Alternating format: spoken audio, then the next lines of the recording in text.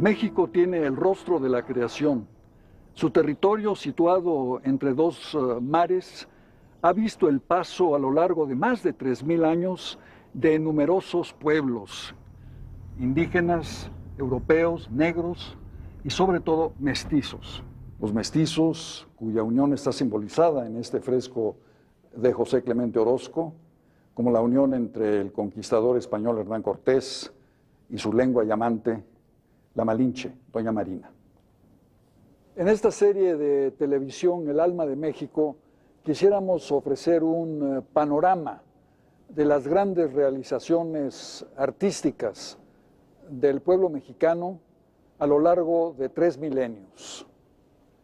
Desde el punto de vista, claro, la perspectiva del momento actual, pero siempre dentro de un contexto social y político.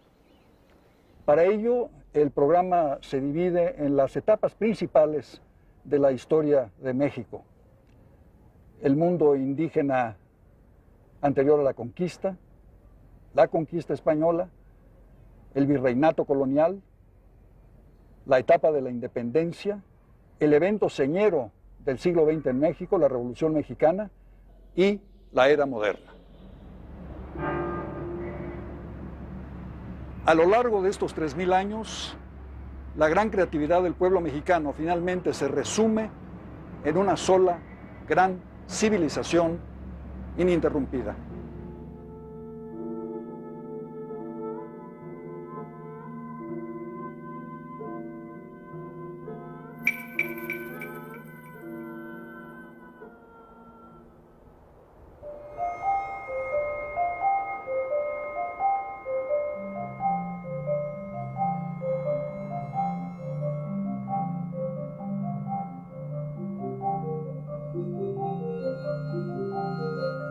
Entre los siglos I y X de nuestra era, Mesoamérica vivió un período de esplendor cultural que conocemos como clásico. El territorio mesoamericano se convirtió en un paisaje de pirámides.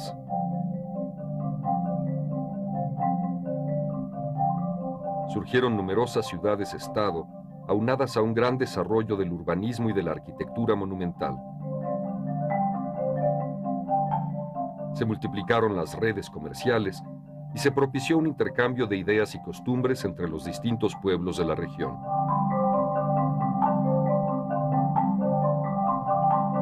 Bajo la forma de una civilización única, se desplegaron diversas formas artísticas, sociales y económicas que dieron origen a culturas diferentes.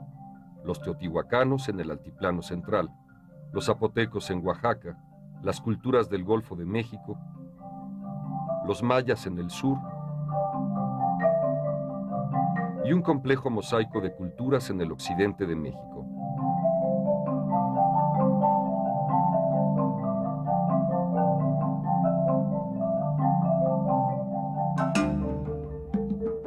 En el Altiplano Central se crearon los fundamentos que dieron lugar a la gran cultura teotihuacana. Esta extraordinaria ciudad, comparable en extensión y población a sus contemporáneas en Europa, creó una arquitectura religiosa y habitacional caracterizada por basamentos piramidales diseñados con dos elementos básicos, el talud y el tablero. La compleja planificación urbana de Teotihuacán incluye calles y grandes ejes que dividen a la ciudad en 4 zonas, con múltiples construcciones administrativas y religiosas, así como redes de drenaje y de abastecimiento de agua potable. La espina dorsal de la ciudad es la llamada Calzada de los Muertos, una larga avenida de más de 2 kilómetros de largo y más de 40 metros de ancho que conduce de la plaza de la Pirámide de la Luna a la Ciudadela, que era el corazón de la ciudad y simbolizaba el centro del universo. Podemos imaginar que a lo largo de esta espléndida avenida se realizaban las procesiones y danzas rituales que seguramente culminaban en las pirámides del Sol y de la Luna.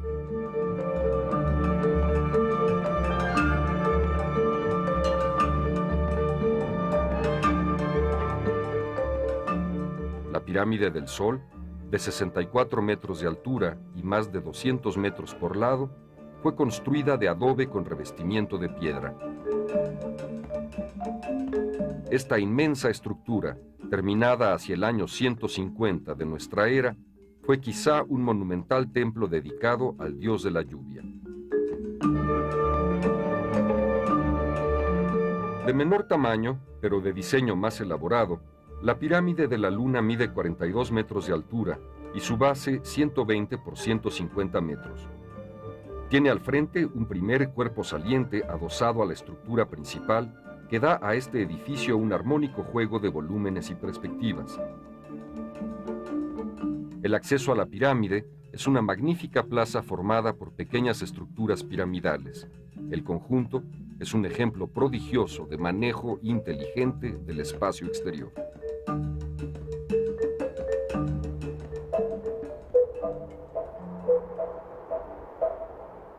De la constelación de dioses que poblaron Mesoamérica, quizá Tlaloc, el dios del agua, fue el más popular y reproducido. Sus poderes se expandían como un manantial hasta los confines de la geografía mesoamericana. Tlaloc era concebido como un dios cuádruple, ubicado en cada uno de los 4 rumbos cósmicos. Deidad de la lluvia y el agua, de ríos o lagos. Tlaloc sería venerado hasta el atardecer del mundo prehispánico. Su compañera, Chalchiutlicue, aparece ataviada con falda. En la pirámide de Quetzalcóatl se reúnen 2 cultos, el de Tlaloc y el de la serpiente emplumada, que más tarde sería símbolo del dios Quetzalcóatl, numen fundamental del panteón mesoamericano.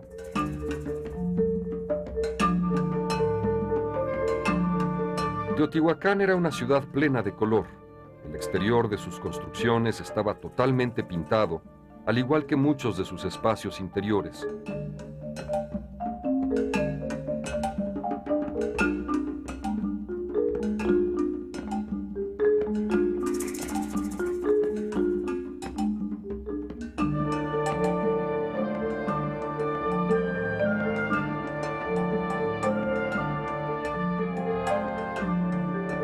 El Tlalocan, el paraíso reservado para los muertos por causas relacionadas con el agua, o bien para los jugadores de pelota representados en el mural del Palacio de Tepantitla.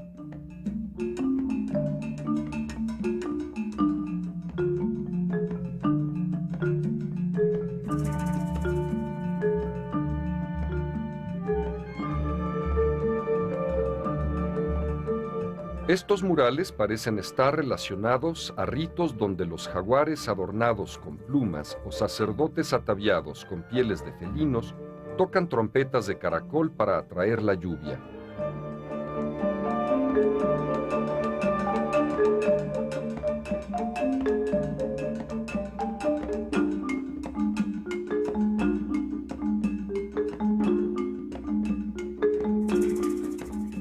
El sonido del caracol representa el trueno que precede a la tormenta y la forma espiral del caracol, el soplo divino hecho palabra creadora. En los murales de Tetitla se aprecia una procesión de diosas ataviadas con suntuosos vestidos y tocados de plumas preciosas.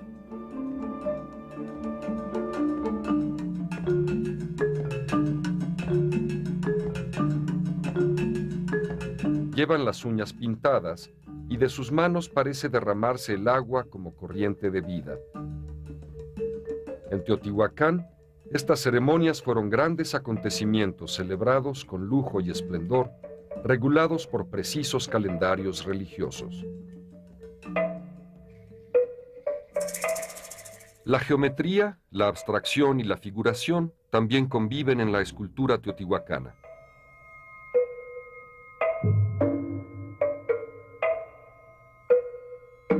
El triángulo se torna humano en las máscaras funerarias hechas para tocar la eternidad.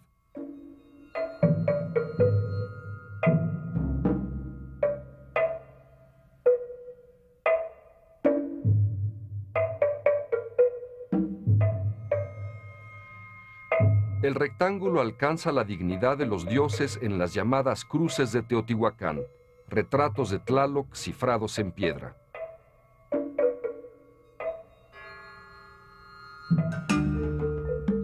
Teotihuacán estaba poblada de palacios. El del Quetzal Mariposa es uno de los más suntuosos por su hermoso patio cuadrangular rodeado de corredores, sus amplias habitaciones, sus pilastras decoradas con quetzales y las almenas que rematan su cornisa.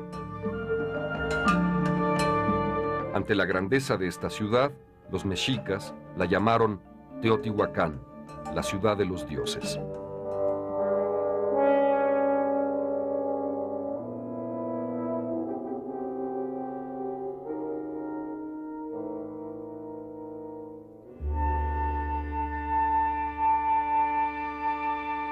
Otra de las culturas fascinantes que florecieron durante el período clásico fue la que crearon los mayas. El mundo de los mayas duró todo un milenio, del año 100 a.C. al año 900 de nuestra era. Los mayas lograron establecer un calendario solar de 365 días y, lo que es más sorprendente, lograron contabilizar 23,000 millones de días de su propia existencia. No es por ello sorprendente que el tiempo haya ocupado un lugar central en el pensamiento, en la preocupación del pueblo maya. Los mayas no tuvieron una capital central como Cusco en Perú o Tenochtitlan en México. Me atrevo a decir que el tiempo fue quizás la verdadera capital de los mayas.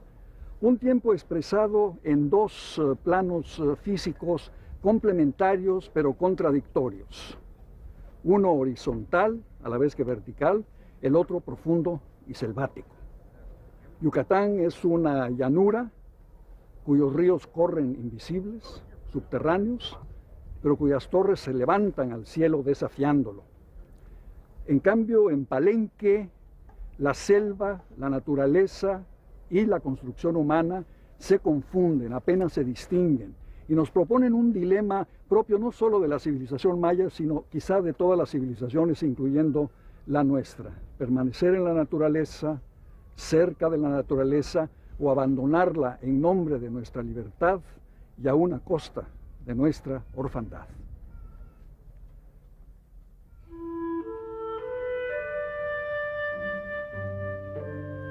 Los mayas no fueron un grupo homogéneo, sino un conjunto de pueblos con diferentes lenguas, costumbres y trayectoria histórica.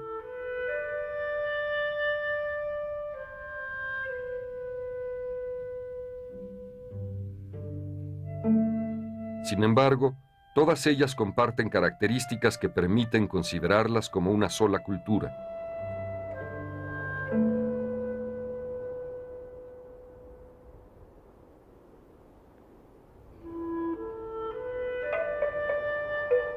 Por la calidad de sus obras artísticas, la complejidad y rigor de su visión del mundo y lo avanzado de sus conocimientos, los mayas ocupan un lugar privilegiado en el concierto de las culturas antiguas del mundo. Su energía creativa se desplegó en todos los órdenes, incluyendo el comercio y la guerra.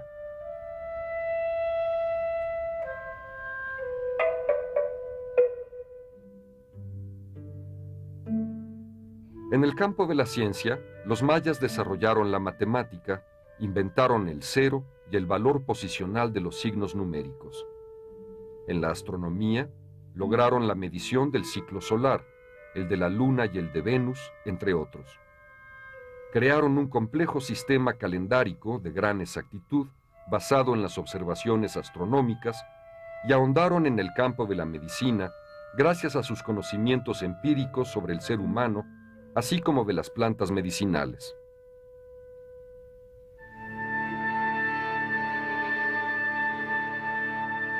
La ciudad de Palenque surge como una gran masa de piedra blanca entre el verdor intenso de la selva de Chiapas. Esta majestuosa urbe de 16 kilómetros cuadrados fue uno de los principales centros de poder y de creación de la cultura maya. La ciudad está organizada en torno a grandes plazas. En la de las Cruces destacan los templos del Sol, el de la Cruz y el de la Cruz Foliada.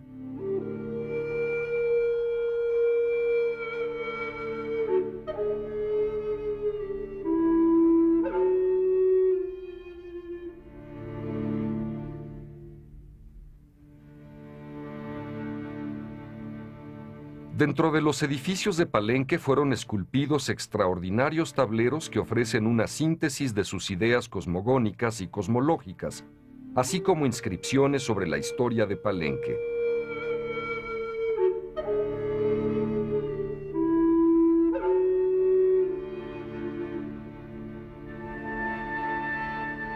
La estructura piramidal del Templo de la Cruz es una representación simbólica del cielo con sus 13 niveles.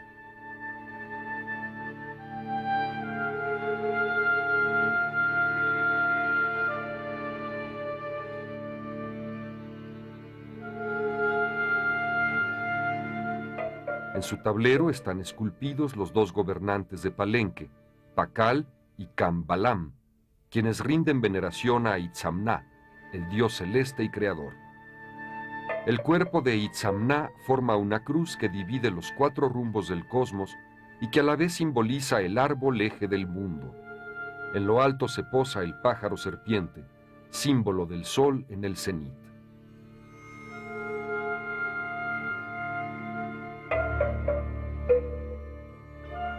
Uno de los más importantes hallazgos recientes de la arqueología mexicana fue el descubrimiento de más de 100 portaincensarios de barro con una profusa y elaborada ornamentación, cuyo motivo principal es un gran mascarón identificado como el rostro del dios solar. El sol protagonizaba los ciclos de fecundidad y renacimiento de la vida y de la naturaleza.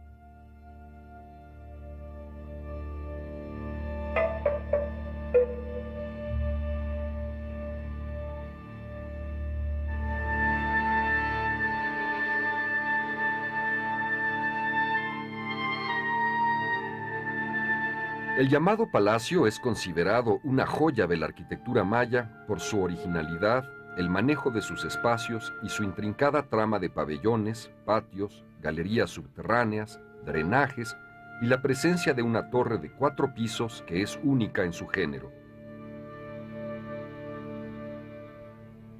En esta torre, observatorio o reloj solar, se enlazaba la vida humana con el curso de los astros.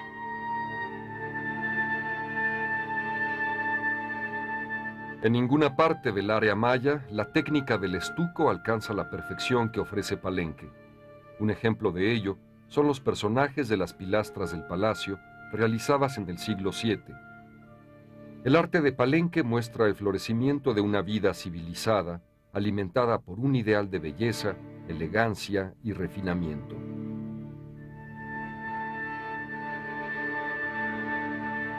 El Templo de las Inscripciones es una representación arquitectónica del inframundo. Está dividido en 9 estratos, de los cuales el más bajo es el Xibalbá, sitio del dios de la muerte y de los espíritus de los difuntos. Aquí se realizó uno de los hallazgos más importantes del mundo de la arqueología. En 1950, el arqueólogo Alberto Ruz-Lullier trabajaba en la restauración de este templo. Al remover una losa, descubrió el inicio de una escalinata tapada con piedras y tierra. 2 años le llevó desalojar todo ese relleno, pero al terminar, en 1952, obtuvo una recompensa inesperada. La escalera cubierta con bóveda maya descendía hasta el nivel del piso de la plaza. Ahí encontró otra losa que, al removerla, despejó el paso hacia una magnífica cámara techada también con bóveda maya. Era una cripta funeraria. Era la tumba del Gran Pacal, gobernante de Palenque. Esta tumba es uno de los más importantes monumentos funerarios descubierto en el continente americano.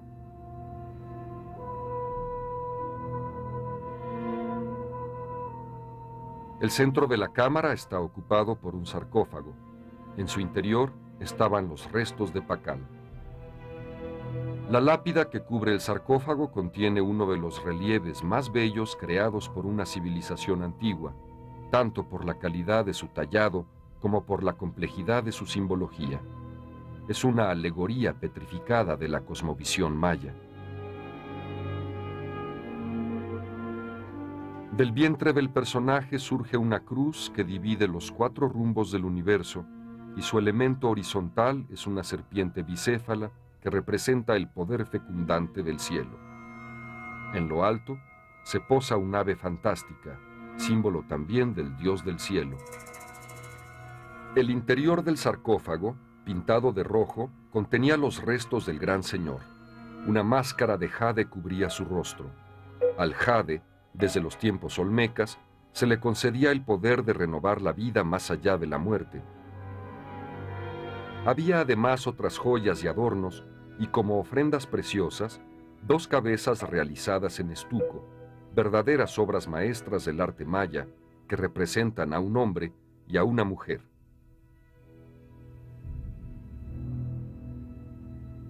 En 1994 tuvo lugar otro gran hallazgo logrado por la arqueología mexicana. En el Templo 13 fue descubierto un sarcófago con los restos de la llamada Dama Roja, por estar cubierta de cinabrio, color rojo que representa el rumbo del oriente, símbolo de renacimiento.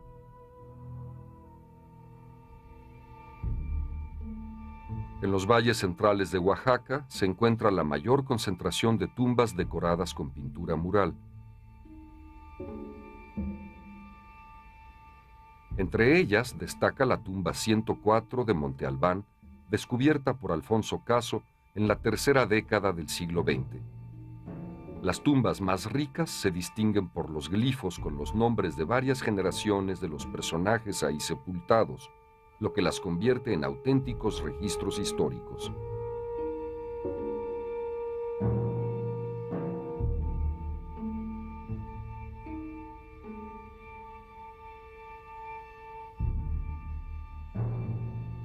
La más notable de las tumbas zapotecas es, sin duda alguna, la de Suchiquiltongo o Huijazó, descubierta recientemente en el valle de Etla. Es un extraordinario recinto funerario decorado con relieves de estuco y pintura mural, donde destaca una dramática escena de personajes al parecer llorando.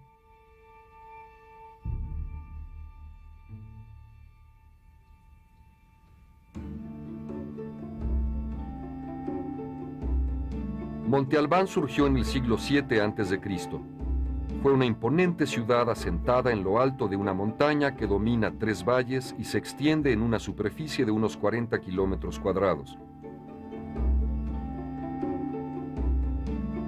Lo más relevante de la cultura de Monte Albán es el culto a los muertos, incrementado en los primeros siglos de nuestra era por los zapotecos.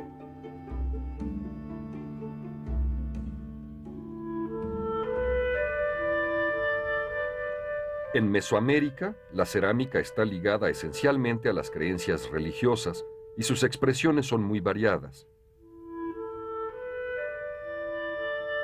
De la cerámica teotihuacana son extraordinarios los grandes braseros de Tlaloc, con sus complejas formas y simbolismos.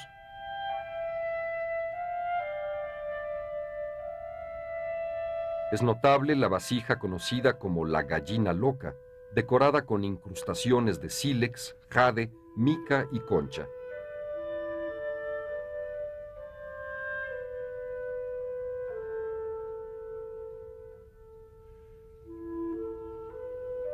En el occidente de México, en los actuales estados de Nayarit, Jalisco y Colima, floreció una cerámica que se aparta de los patrones impuestos por Teotihuacán y las culturas maya y zapoteca. Imágenes profanas de la vida cotidiana plasmada en barro. Destacan por su gracia las vasijas con formas vegetales y animales, como las singulares figuras de perros procedentes de Colima.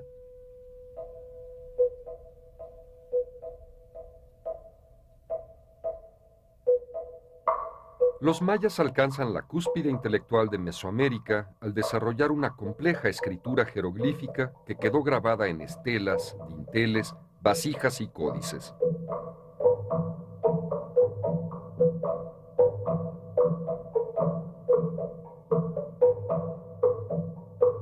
Los glifos mayas son textos que registran los acontecimientos más destacados de los linajes gobernantes.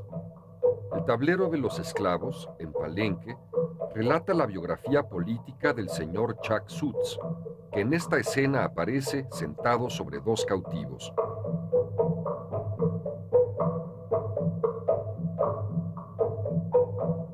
El tablero del palacio representa una ofrenda en donde la figura central recibe objetos que le brindan personajes de alto rango.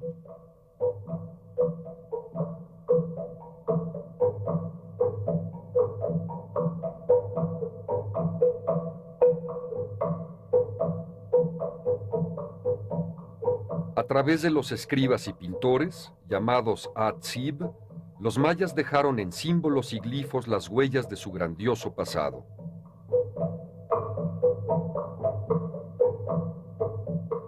Ahora sabemos que los misterios ilegibles que parecían decoración artística sobre la faz de los tableros o de las estelas son en realidad el nombre de una persona, la fecha de un día específico, la memoria en piedra de un hecho histórico.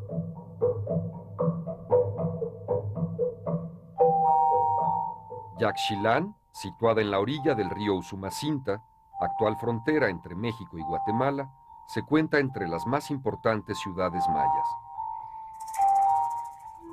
En el Museo Británico de Londres se exhiben dos de los dinteles más bellos de Yaxchilán, identificados con los números 24 y 25. El dintel 24 representa al gobernante Escudo Jaguar I, de pie, portando lo que se ha interpretado como una antorcha, y la señora Shock, su esposa, sentada a sus pies, se hace pasar por un orificio de la lengua una gruesa cuerda con espinas o pequeñas navajas de obsidiana.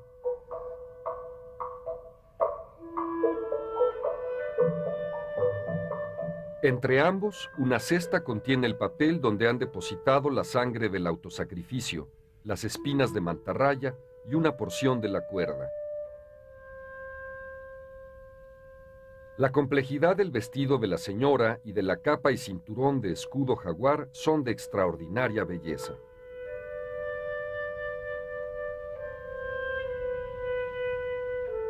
La escena está complementada por tres grupos con glifos que señalan el año 709 de la era cristiana.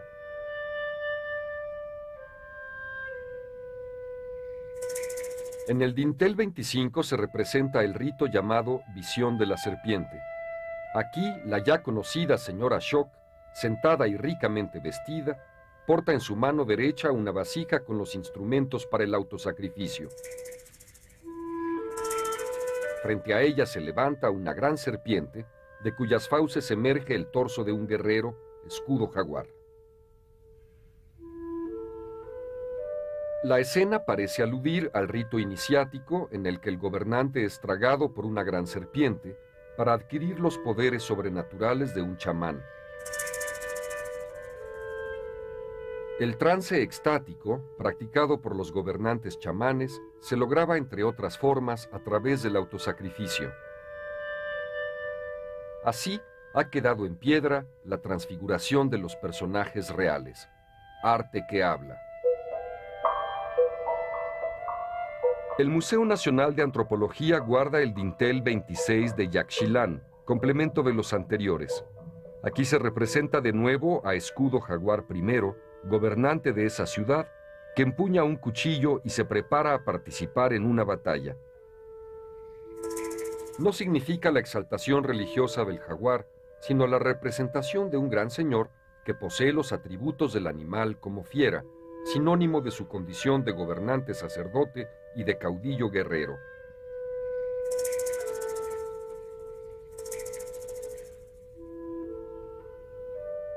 Su esposa, la señora Shock, le ayuda a ataviarse, presentándole el yelmo de cabeza jaguar y el escudo rectangular flexible.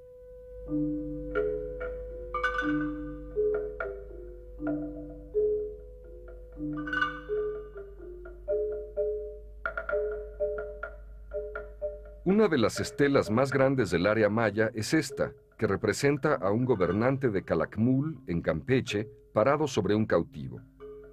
Testimonio majestuoso labrado por un artista anónimo que sobre una gran piedra traída de lejanos lugares deja impresa la memoria de alguno de sus gobernantes.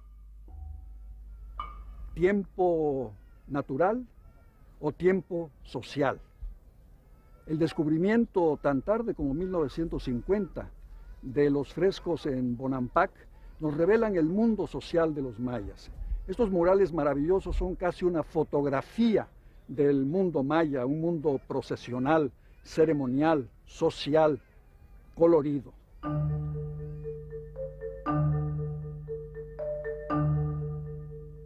Las pinturas de Bonampak son un importante documento histórico, además de una inigualable joya del arte prehispánico.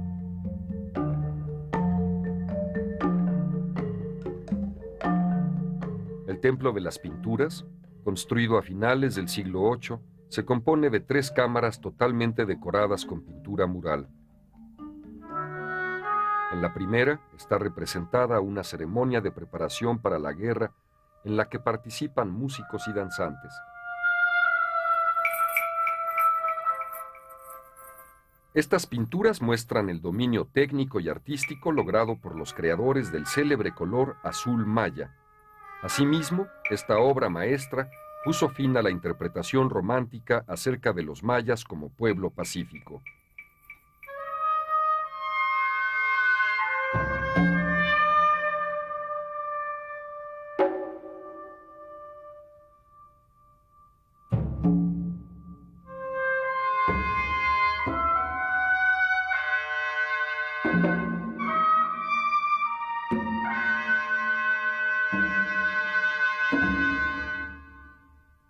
En la segunda, se plasma con dramático realismo la violencia de la guerra.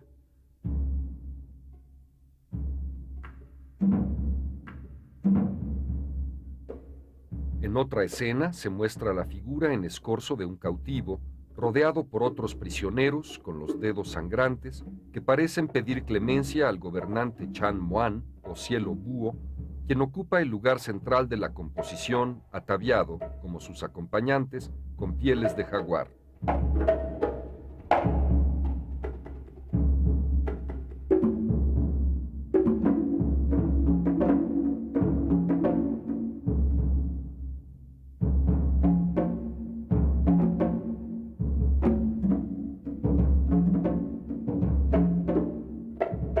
Las festividades de la victoria ocupan los muros de la tercera cámara.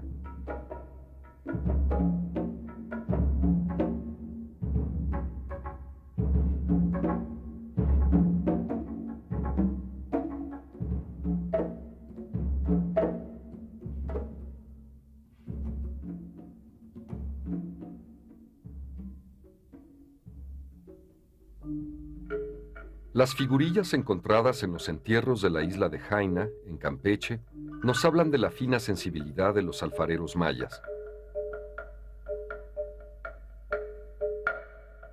Sus hábiles manos imprimieron en el barro los caracteres de la figura humana con fuerza y realismo.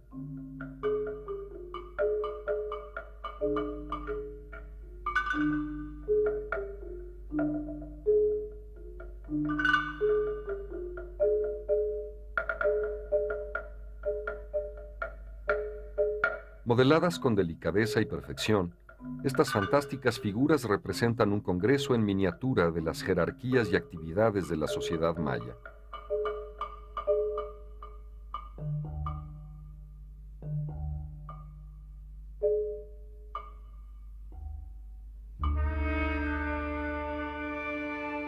Otro de los grandes centros de poder maya fue la ciudad de Toniná, construida sobre una ladera en el valle de Ocosingo, en Chiapas.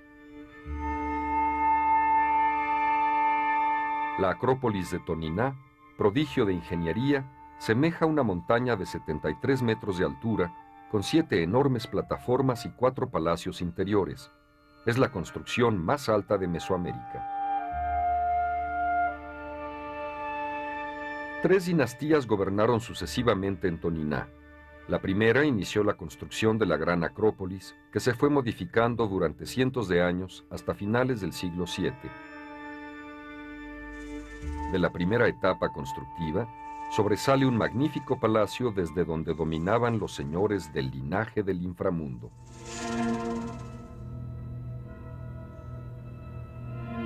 Se trata de un laberinto con más de 100 metros de bóvedas corridas, espacios reservados al gobierno terrenal y cósmico. La planta de este palacio es única en todo el México antiguo.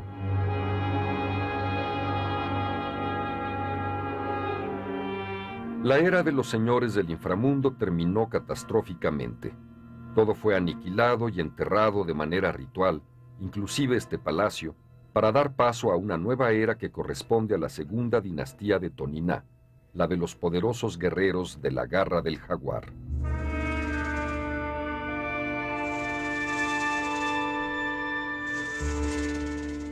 En la sexta plataforma hay un gran relieve mural denominado los 4 soles descendentes, que representa el final de cada era del cosmos.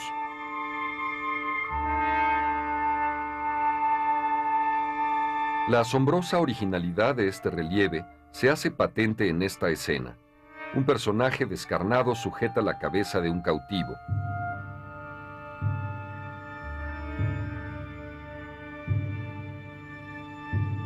No menos enigmático resulta este roedor parecido a una tusa que sostiene un bulto.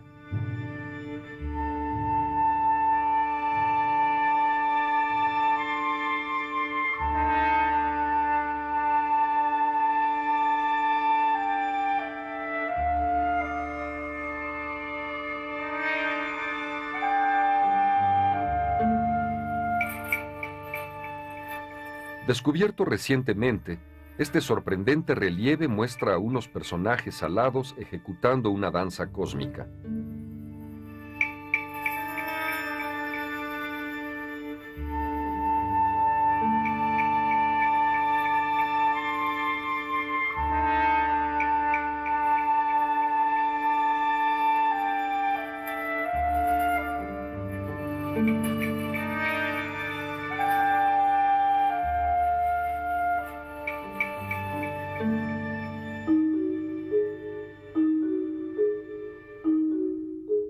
Entre los años 600 y 700, surge en Etzná y en las tierras mayas el empleo de las columnas emportadas, así como los pasadizos abovedados.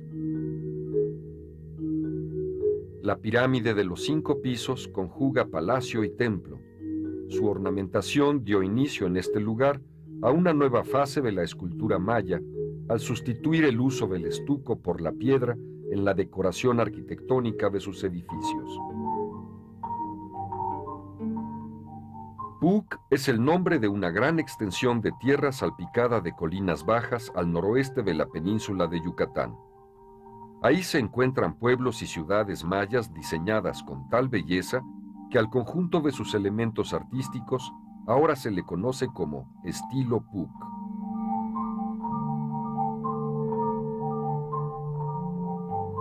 Son característicos sus palacios y templos poco elevados, pero con una gran calidad de ejecución.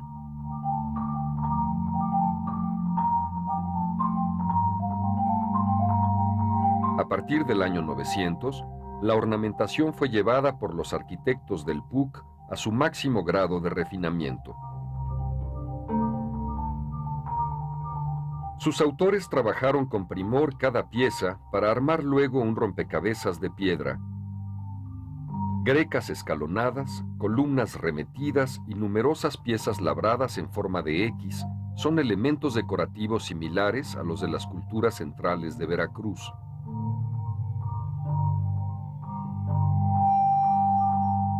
La ciudad de Labná, cuyo nombre significa Casa Vieja, fue una ciudad pequeña, tal vez dependiente de alguna de las capitales regionales o como parte de una cadena de ciudades que dominaban las rutas comerciales. En esta ciudad se encuentra un magnífico arco con grecas escalonadas en uno de sus frisos y chozas en el otro. Este es uno de los más bellos arcos de la arquitectura maya.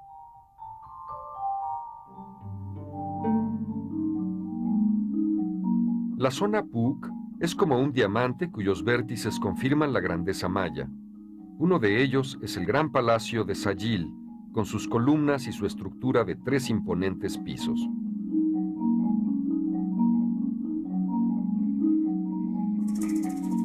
Hacia el año 900, el estilo Puuc se distingue por el uso preferente de pequeñas columnas para la ornamentación de los frisos. Este parece ser el momento de máxima expansión del estilo Puuc, cuyas influencias penetran profundamente en la casi totalidad de la península de Yucatán.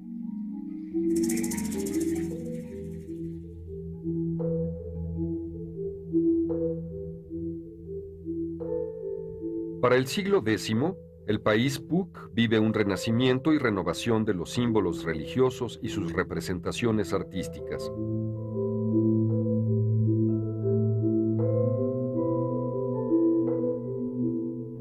Uno de los edificios más notables de la región Puuc es el imponente Kots Pop de Cabá. Una sucesión vertical y horizontal de mascarones de chac a lo largo de la fachada produce un sorprendente juego de volúmenes. Los mascarones de chac, que se ubican bajo las puertas, están esculpidos en tal forma que su nariz o mandíbula superior parece representar lo que en maya yucateco significa Kots Pop, un petate o estera enrollada que constituye el escalón de entrada. En su diseño hay un absoluto rigor en el que cada elemento individual y cada mascarón encaja dentro de la composición general.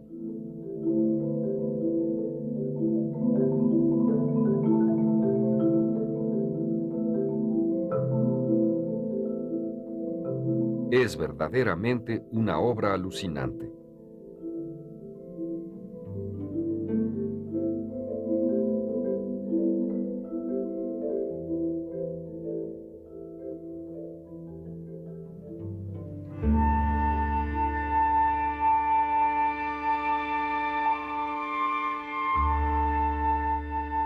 La ciudad de Chichén Itzá, en el norte de la península de Yucatán, surgió alrededor del siglo III y fue abandonada más o menos un siglo antes de la llegada de los españoles. Del período clásico son las bellas construcciones de estilo Puuc del Templo de los Tres Dinteles, el anexo a las monjas y la llamada iglesia.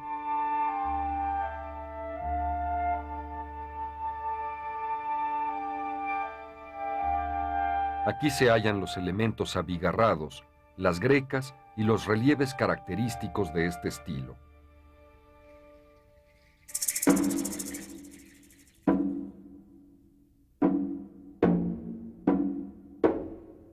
Como una continuación del arte desarrollado en el período clásico, la ornamentación Puuc fue llevada por los arquitectos de Uxmal a su máximo grado de refinamiento.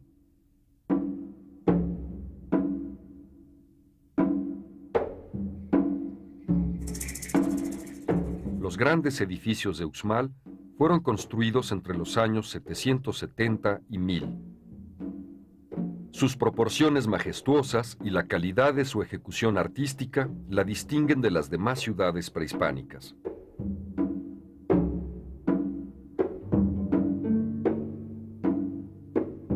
En un alarde de belleza arquitectónica y decorativa, la pirámide de El Adivino de Uxmal está formada por una sucesión de 5 templos. La forma elíptica del edificio es parecida a un cono truncado. La escalinata que asciende a uno de los templos de esta pirámide está bordeada por una sucesión escalonada de grandes mascarones.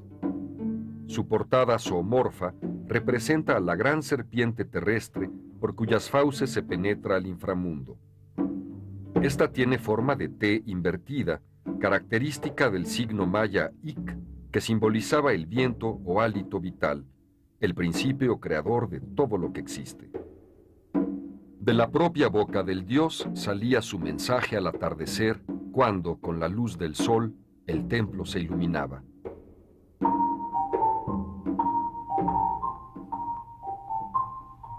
El más soberbio edificio de Uxmal es el llamado Palacio del Gobernador, una de las obras más sobresalientes de la arquitectura mesoamericana. En el friso del palacio se entretejen grecas y escamas de serpientes, con mascarones de Chac, el omnipresente dios de la lluvia. Esta ondulación produce el efecto de una gran serpiente en movimiento.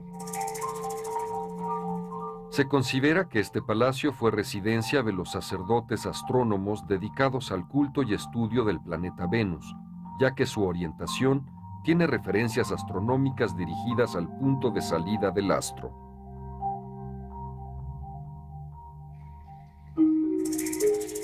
Provisto de un arco monumental que atraviesa sus espacios, el cuadrángulo de las monjas, llamado así por los conquistadores españoles, es uno de los conjuntos monumentales más admirados de Mesoamérica. Sus 4 grandes edificios delimitan un grandioso espacio que muestra el refinamiento alcanzado por la cultura maya.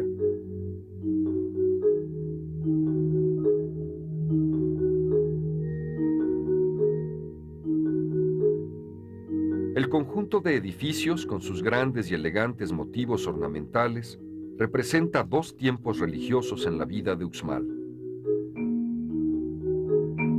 En este magnífico patio se reúne el tiempo antiguo de Chac y una nueva era histórica representada por Kukulcán, la serpiente emplumada, dios y guía de los grupos llegados del altiplano central.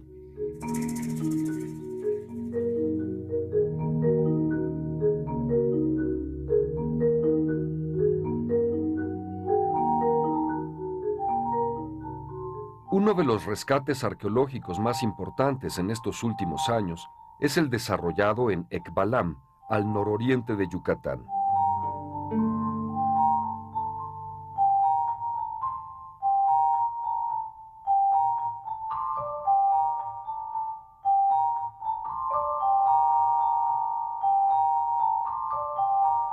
Su arquitectura muestra un estilo único en la región.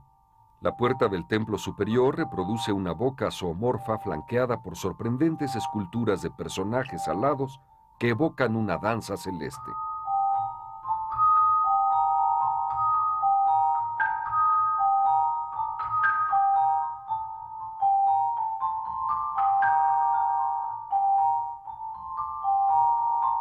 Su realización en piedra recubierta de estuco revela una sorprendente visión de la continuidad del arte maya.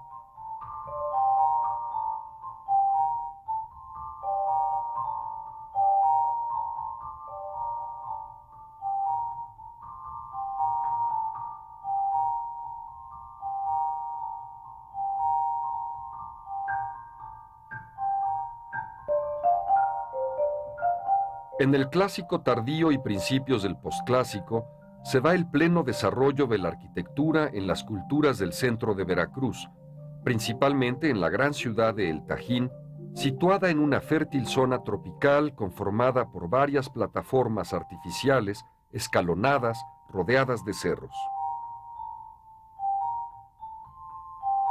En la parte sur de la ciudad se hallan los edificios y los espacios para las grandes ceremonias.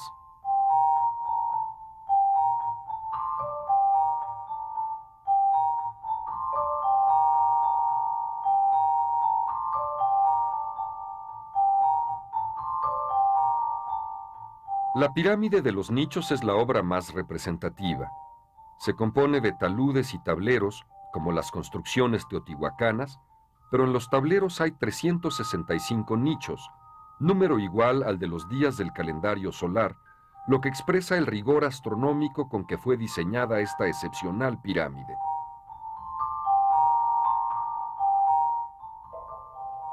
Esta magnífica ciudad posee 14 campos para el juego de pelota, el juego ritual prehispánico por antonomasia.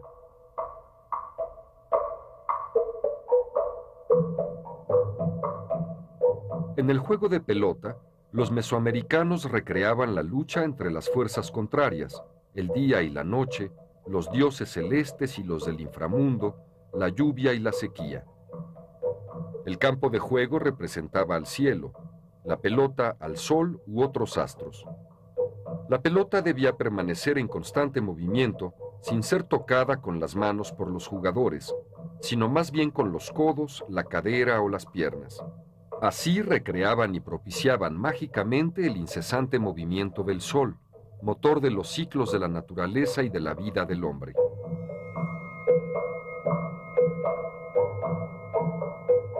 El rito se complementaba muchas veces con el sacrificio humano, ya que la sangre era el alimento primordial de esos dioses.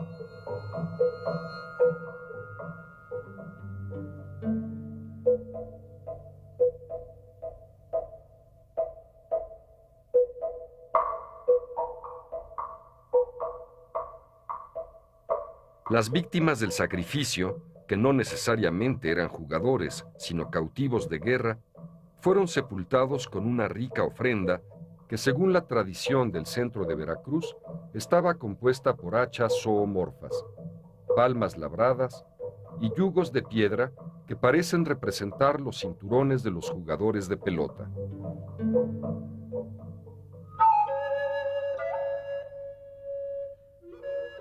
El arte más encantador de Mesoamérica está formado por excepcionales piezas de arcilla, conocidas como las cabecitas y figuras sonrientes de la cultura de Remojadas del centro de Veracruz.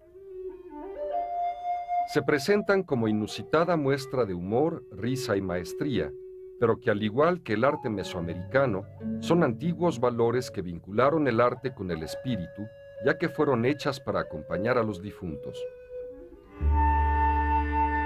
Estas fueron las ciudades más importantes levantadas durante el período clásico mesoamericano. De entre sus vestigios, aún emana el esplendor con que fueron creadas.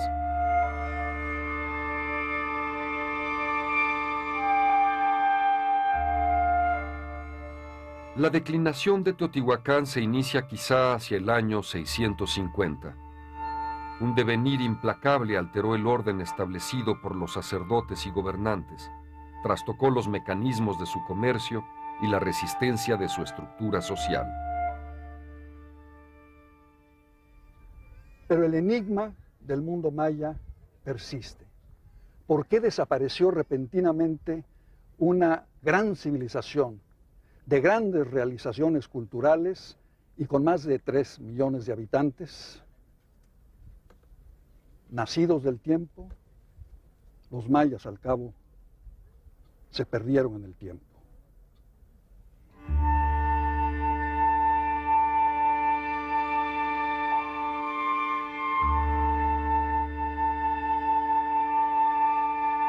En el área maya, el fin del período clásico está relacionado con el cese de inscripciones jeroglíficas sobre piedra. Alrededor del siglo IX, una violenta crisis demográfica, cultural y económica, llamada colapso maya, llevó al abandono de las ciudades y a la ruptura de la organización política y social de muchos asentamientos. Su creatividad no se agotó sino hasta que conflictos políticos motivaron su ocaso. Sin embargo, su carácter genial quedó manifiesto para siempre en las paredes de sus palacios y de sus templos.